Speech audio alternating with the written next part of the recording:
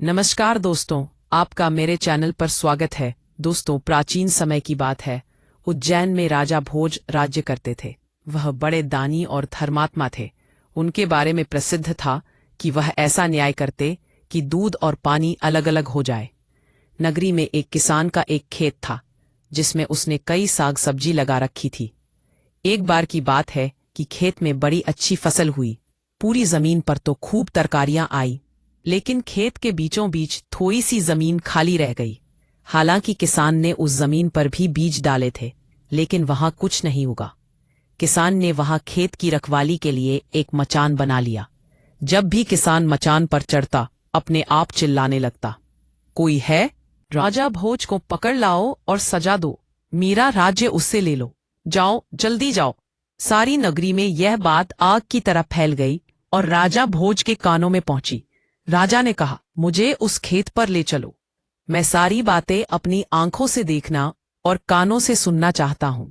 राजा भोज जब उस जगह पहुंचे तो उन्होंने भी वही देखा कि किसान मचान पर खड़ा है और कह रहा है, राजा भोज को फौरन पकड़ लाओ और मेरा राज्य उससे ले लो। यह सुनकर राजा चिंतित हो गए। चुपचाप महल में लौटा आए। उन्हें रात भर नींद नहीं आई। सवेरा होते ही उन्होंने राज्य के ज्योतिषियों और जानकार पंडितों को इकट्ठा किया। उन्होंने अपनी गोपनीय विद्या से पता लगाया कि उस मचान के नीचे कुछ छिपा है। राजा ने उसी समय आज्ञा दी, जगह को खुदवाया जाए। खोदते खोदते जब काफी मिट्टी निकल गई तो अचानक एक सिंहासन प्रकट हुआ। सिंहासन के चारों ओर 8-8 पुतलियां यानी कुल 32 पुतलियां खड़ी थीं। सबके अचरज का ठिकाना न रहा। राजा को खबर मिली तो सिंहासन को बाहर निकालने को कहा, लेकिन कई मजदूरों के जोर लगाने पर भी वह सिंहासन टस से मस न हुआ। तब एक पंडित ने कहा कि यह सिंहासन देवताओं का बनाया हुआ है। अपनी जगह से तब तक नहीं हटेगा जब तक कि राजा स्वयं इसकी पूजा अर्चना न करे। राजा ने ऐसा ही किया। पूजा अर्चना करते ही सिंहासन ऐसे ऊपर उठाया मानो फूलों का हो। राजा बड़े खुश हुए। सिंहासन में कई तरह के रत्न जड़े थे जिनकी चमक अनूठी थी। सिंहासन के चारों ओर 32 पुतलियां बनी थीं। उनके हाथ में कमल का एक एक फूल था। राजा ने हुक्म दिया कि खजाने से रुपया लेकर सिंहासन दुरुस्त करवाएं। सिंहासन सुंदर होने में 5 महीने लगे। अब सिंहासन दमक उठा था। जो भी देखता देखता ही रह जाता। पुतलियां ऐसी लगती मानो अभी बोल उठेंगी। सिंहासन में कई तरह के रत्न जड़े थे जिनकी चमक अनूठी थी। सिंहासन के चारों ओर 32 पुतलियां बनी थी। उनके हाथ में कमल का एक एक फूल था। राजा ने हुक्म दिया कि खजाने से रुपया लेकर सिंहासन दुरुस्त करवाएं। सिंहासन सुंदर होने में 5 महीने लगे। अब सिंहासन दमक उठा था। जो भी देखता देखता ही रह जाता। पुतलियां ऐसी लगती मानो अभी बोल उठेंगी। राजा ने पंडितों को बुलाया और कहा, आप लोग कोई अच्छा मुहूर्त निकालें। उस दिन मैं इस सिंहासन पर बैठूंगा।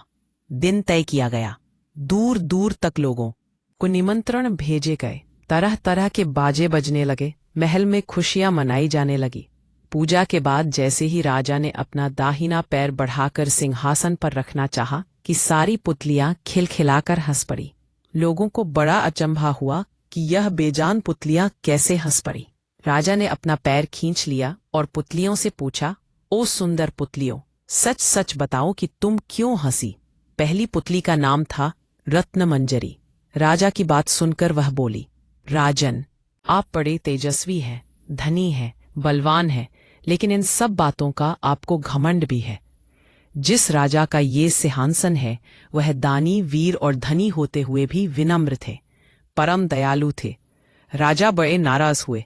पुतली ने समझाया, महाराज, ये सिंहासन परम प्रतापी और ज्ञानी राजा विक्रमादित्य का है। राजा बोले, मैं कैसे मानूं कि राजा विक्रमादित्य मुझसे ज्यादा गुणी और पराक्रमी थे? पुतली ने कहा, ठीक है, मैं तुम्हें राजा विक्रमादित्य की एक कहानी सुनाती हूँ। सिंहासन 32 की पहली पुतली रत्नमंजरी ने सुनाई एक कहानी। दोस्तों, इस कहानी को सुनने के लिए आप हमारी वीडियो का अगला भाग 2 देखें और वीडियो पसंद आई हो तो वीडियो को लाइक और शेयर जरूर करें और चैनल को सब्सक्राइब करना ना भूलें। आप सभी का धन्यवाद।